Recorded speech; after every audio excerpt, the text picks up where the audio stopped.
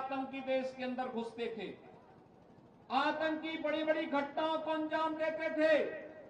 प्रधानमंत्री मोदी जी के नेतृत्व में हमने इस बात को देखा है, ये नया भारत आतंकी घुसपैठ नहीं। कोई दुश्मन अगर भारत के अंदर छेड़ने का प्रयास करता है तो ये नया भारत है। छेड़ता नहीं, लेकिन कोई छेड़ता है तो फिर उसको छोड़ता भी नहीं है। ये नया भारत है। और भाइयों बहनों, इस नए भारत में विकास भी है, सम्मान भी है, सुरक्षा भी है और गरीब कल्याणकारी योजनाओं का लाभ भी बिना भेदभाव के समाज के हर तबके को मिलता हुआ दिखाई दे रहा है। आज हम इस बात का एहसास कर सकते हैं। हाईवे बन रहे हैं, रेलवे की नई नई लाइनें, नई नई ट्रेन आ रही है। Vande Bharat train world class train के रूप में आज जानी जा रही है। भाइयों बहनों, यही नहीं, एयरपोर्ट बन रहे हैं। प्रधानमंत्री मोदी जी ने कहा, जिस तरीके से प्रधानमंत्री मोदी जी ने कहा कि हवाई चप्पल पहनने वाला भी अब हवाई जहाज की यात्रा कर सकता है, आज वह सार्थक हुआ है, सफल होता हुआ दिखाई दिया है। भाइयों बहनों, विकास की बड़ी बड़ी योजनाएं, कहीं एम्स, कहीं पर आईआईटी, कहीं आईआईएम, कहीं पे one district one medical college, हर घर नल की योजना हो या गांव की कनेक्टिविटी को बेहतर करने का कार्य, पिछले 9 वर्षों में हमने देखा है विकास भी हो रहा है और गरीबों के कल्याण के लिए भी योजनाएं बन रही हैं। 12 करोड़ गरीबों के शौचालय बन जाना, 4 करोड़ गरीबों के लिए आवास बन जाना, 4 करोड़ गरीबों के घर में बिजली के निःशुल्क कनेक्शन उपलब्ध हो जाना। भाइयों बहनों, 7 करोड़ गरीबों को हर घर नल की योजना के साथ जुड़ जाना,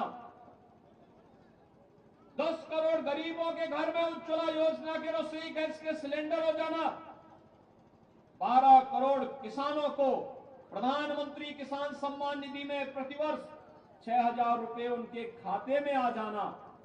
ये नए भारत की तस्वीर है, जहां पे योजनाओं का लाभ चेहरा देख करके नहीं, जाति मत और मजहब देख करके नहीं, बल्कि योजनाओं का लाभ गांव के लिए है, गरीब के लिए है, किसान के लिए है, नौजवान के लिए है, महिलाओं के लिए है, समाज के हर तबके के लिए है। विकास सबका, लेकिन तुष्टीकरण किसी का नहीं। और मोदी जी ने इसके लिए नारा दिया, सबका साथ सबका। लेकिन कांग्रेस नारा क्या देती थी? देश के संसाधनों पर पहला अधिकार मुसलमानों का है, यही तो कांग्रेस कहती थी। और कांग्रेस ने यही किया, देश को समस्याएं दी, आतंकवाद की समस्या दी। मोदी जी ने धारा 370 समाप्त करके आतंकवाद की समस्या का समाधान किया। कांग्रेस ने नक्सलवाद दिया, मोदी जी ने गरीब कल्याणकारी योजनाओं से उसका समाधान दिया। कांग्रेस ने अलगाववाद दिया, मोदी जी ने कनेक्टिविटी के माध्यम से उसका समाधान दिया। भाइयों बहनों, कांग्रेस देश की समस्या है और भारतीय जनता पार्टी उसका समाधान है। हम सबको समाधान के मार्ग पर आगे बढ़ना है। और समाधान कांग्रेस चाहती तो आजादी के तत्काल बाद अयोध्या में राम जन्मभूमि की समस्या का समाधान कर सकती थी, लेकिन नहीं, वो तो कहती थी राम और कृष्ण हुए ही नहीं। आप थोड़ा सोचिए, सनातन धर्मावलंबियों को इससे बड़ी गाली और क्या हो सकती है? हमारे यहां संबोधन राम राम का होता है, घर में कोई मांगलिक कार्यक्रम होता है तो अखंड रामायण का पाठ होता है, अंतिम यात्रा भी राम नाम कह करके ही निकलती है। भाइयों बहनों, राम को गाली दी जाती है, कृष्ण को गाली दी जाती है। ये कांग्रेस के लोग देश के इतिहास को इसी तरीके से कलंकित करते रहे हैं। लेकिन जैसे आपने देखा होगा, आज केंद्र में यानी प्रधानमंत्री मोदी जी का नेतृत्व मिला, उत्तर प्रदेश में डबल इंजन की भाजपा की सरकार आई, 500 वर्षों की समस्या का समाधान हो गया। आज तो अयोध्या में राम मंदिर का निर्माण हो रहा है ना, कोई संदेह है क्या? कोई संदेह? अयोध्या में राम मंदिर के निर्माण के लिए अब 22 जनवरी 2024 की तिथि भी तय हो गई है। 500 वर्षों के बाद रामलला अपने मंदिर में विराजमान होने वाले हैं। आप में से इस धौलपुर जनपद से, राजाखेड़ा से कितने लोग हैं जो अयोध्या आने के इच्छुक हैं?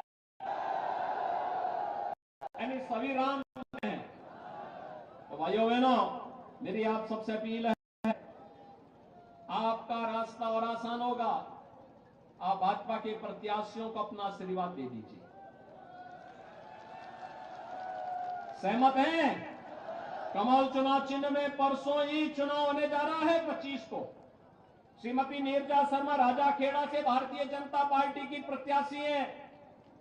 श्री गिरिराज मलिंगा बाड़ी से, श्री शिवचरण कुशवाहा धौलपुर से और श्री सुखराम कोहली असेड़ी से भारतीय जनता पार्टी ने प्रत्याशी के रूप में उतारे हैं। सहमत हैं? सभी लोग सहमत हैं? चुनाव जिता करके भेजेंगे। भाइयों बहनों, मैं भारतीय जनता पार्टी के पदाधिकारियों से कहूंगा कि जनता जनार्दन का आशीर्वाद इन्हें प्राप्त होगा और 25 यानी 3 दिसंबर को जब काउंटिंग होंगे, ये सभी प्रत्याशी आपके आशीर्वाद से जीत करके जयपुर जाएंगे और 22 जनवरी के बाद कोई तिथि तय करके इन राम भक्तों को लेकर के लोग अयोध्या का दर्शन करने भी आएंगे। सहमत हैं? सभी लोग सहमत हैं?